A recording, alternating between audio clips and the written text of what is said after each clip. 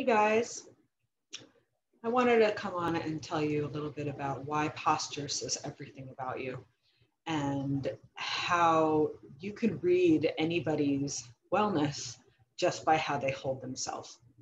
And so I'm going to give you some explanation about why that is.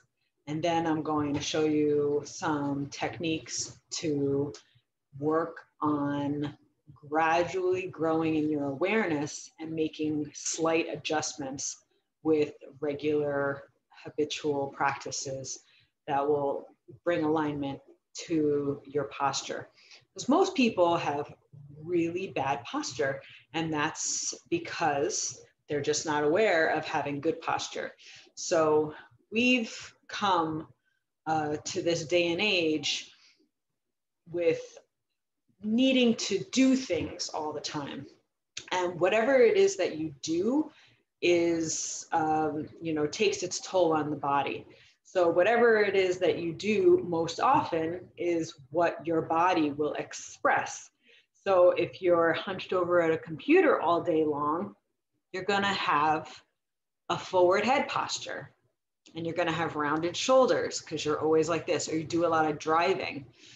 So there's some people who even have sway backs, which I really find fascinating. Sway back posture is when your rib cage is actually behind your hips. So when you're standing, you're actually like more like slanted in. And that comes from like just having a stance of your gravity is actually behind your pelvis, which is kind of a very strange phenomenon, but what I find most common is people who have forward posture. So their forward head, their head is literally ahead of themselves, which really fascinates me for obvious reasons, because we live in a culture that's always go, go, go. And it feels like it's like never enough to just be where you're at. You always have to be planning forward or achieving a goal.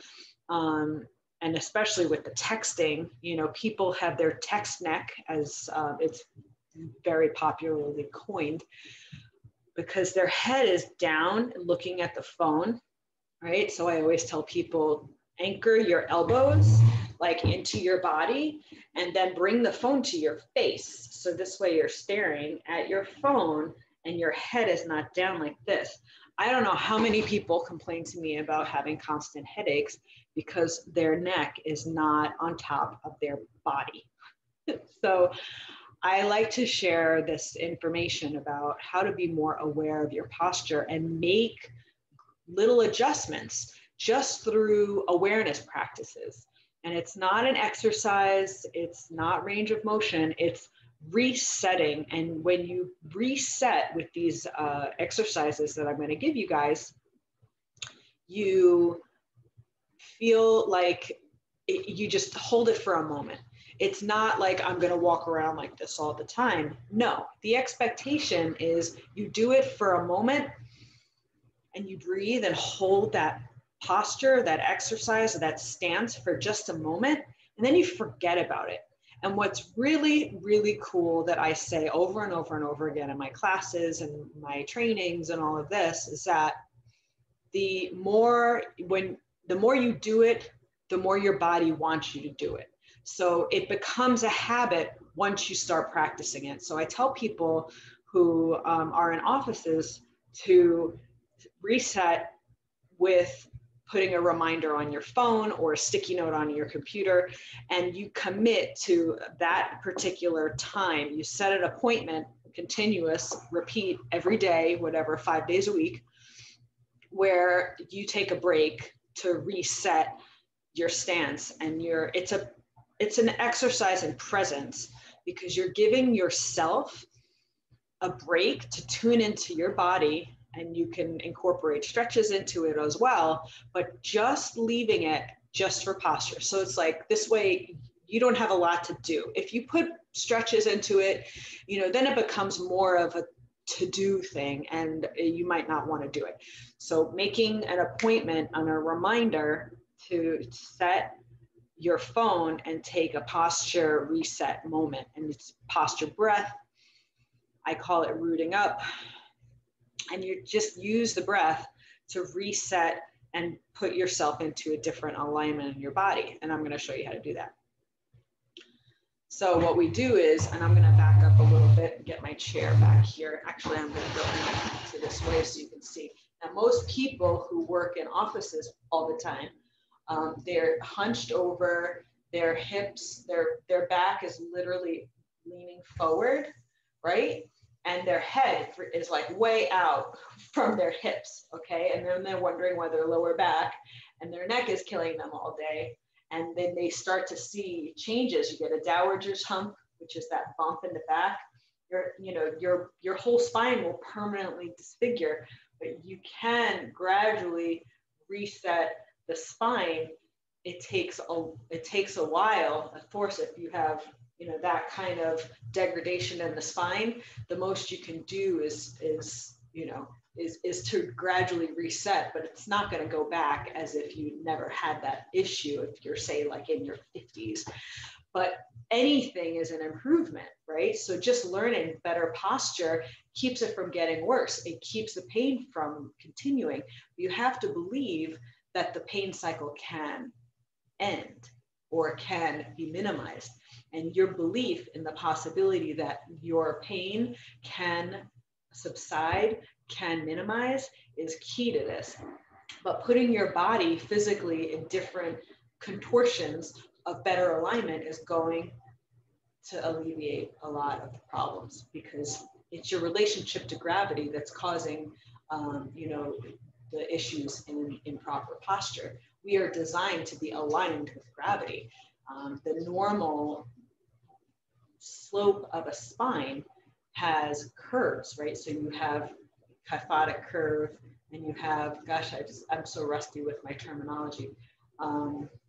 Oh man.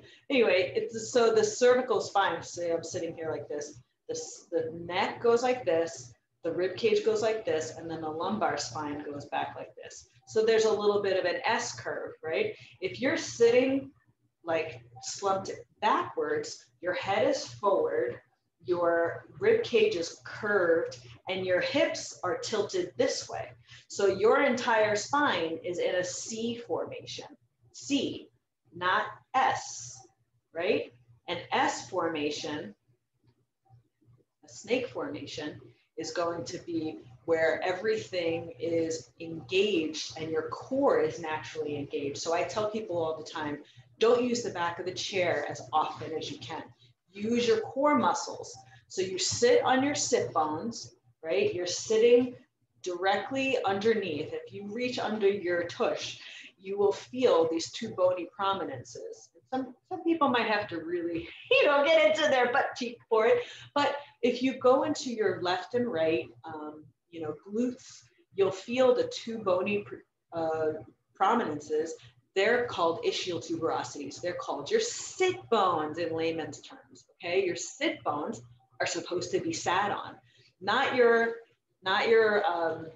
the base of your spine, your tailbone and your sacrum, which most people, if you're sitting slumped in a chair like this, right, your whole spine is out of alignment, and you're sitting, all the weight is going onto your sacrum, which is the base right underneath your lumbar spine. That is the attachment point of your pelvis to your trunk, right?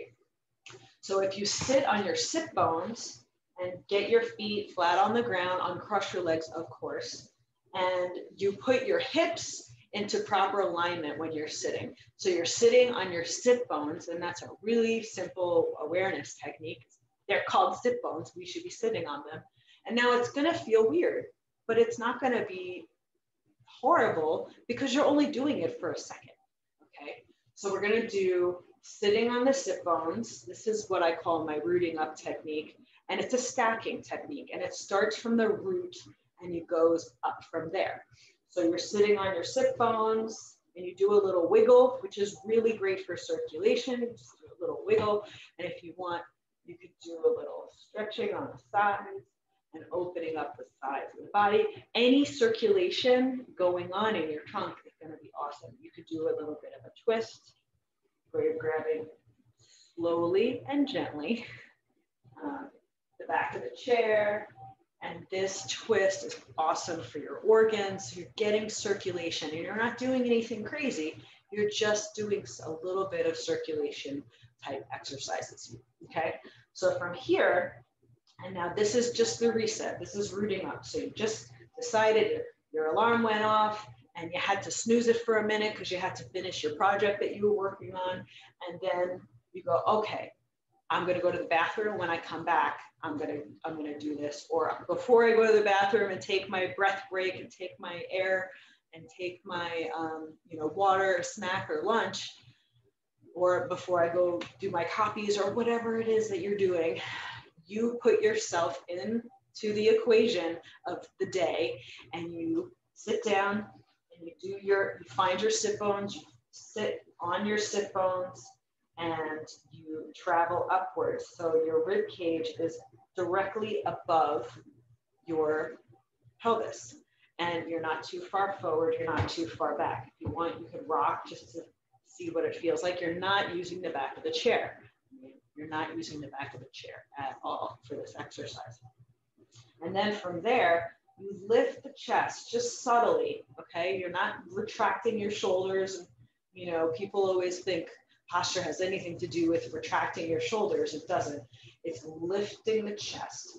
So from here, you just lift the chest so that the rib cage is right on top of the body. You lift the chest and then we tuck the chin. And when we tuck the chin, we're not going like up vertically.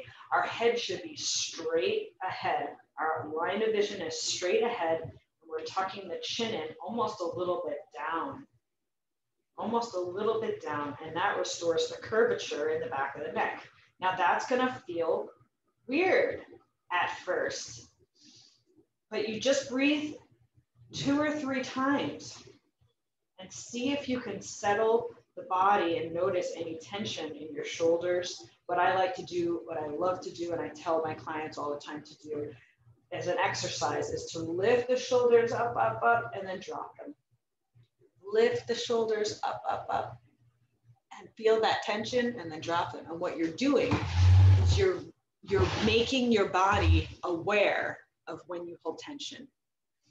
Because so much of our tension in our body is not aware. It's not conscious. So bringing your tension into conscious awareness will help you become aware of when you're doing it, and then you learn that you can go, oh, I'm super tense right now. And you drop the tension. And that is such a huge, huge contribution to chronic pain is we're holding this tension from anxiety, fear, stress, whatever, pressure. We don't even know we're doing it, but we do it all day long. Like, for example, a little bit of a personal share, and it's very, very common, and I've noticed this with many of my massage clients in the past, is that they hold their glutes tight, like they walk around with their glutes tight, like literally they're making a muscle in their butt, and that's a stress response. So, helping people become aware of the tension that they hold to just, oh yeah, wow, interesting, right? You drop it. So that's a sitting exercise, and the standing exercise I'll do real fast is the same concept, the same exact concept, okay? So we're standing and we're going, now I'm gonna go to the side again. So standing is just a couple of more factors because, you're standing on your feet. So you wanna get the gravity of your feet. This is the standing rooting up exercise, and you would do this anywhere you want to, in your office, at your desk, or on a break. So I'm teetering with my toes, and always make sure you've got good grounding, or maybe there's a chair so you want to hold on for balance. So going back and forth on your feet and your toes, and then you break your knees. When I say break your knees, you're just unlocking them. So you're going from locked, which is tension, and when you lock your knees, when you're standing straight and your knees are locked, all the tension goes up right at the base of the lower back into the hips. So unlocking the knees, getting into the habit of unlocking the knees is a great way of releasing tension in the lower back and the glutes. So we're unlocking the knees, now we're traveling up. So this is scooping the hips too far forward and scooping the hips too far back. When you scoop it too far forward, you have that like really exaggerated, exaggerated curve arch in the back. And if you go under, that arch completely disappears. You get like a flat butt, right? So when you do that, you find it in neutral. Find neutral. Neutral should be just a little bit of a curvature, not too far back, not too far forward. The bowl should be straight instead of scooped forward or scooped back. See how my hands are? You want to be in neutral, okay? And then from there, the rib cage too far forward, the rib cage too far back, stack it on top and lift the chest. Lift the chest just very slightly and then tuck the chin. And just hold it for a moment. And I'm going to just turn for purposes so you can see me. And I'm holding it and I feel a bit robotic and it feels a little stiff. So I'm going to see if I can just drop any tension and make the weight like almost like I'm in a meat suit and I'm hanging on a hanger, right? It's a little weird of a equivocation, but okay. And then you let it go with a twist, with a little swinging twist. That's it. So I just wanted to share some of the posture awareness work that I do, because when you, if you go sit at the mall on a bench and you watch people and you just kind of check out, only looking not at their clothes, not at their shoes, not at their makeup or their hairstyle, look at their posture and what it says about them. And not so much that it matters what other people think of the way you hold yourself, but what do you think of yourself? How do you feel in this meat suit that we wear, right? And there are wonderful strategies using awareness to feel better in your body. And that's kind of what I live to share. So I hope that you enjoyed this and let me know what you think. And I'll see you next time. Bye.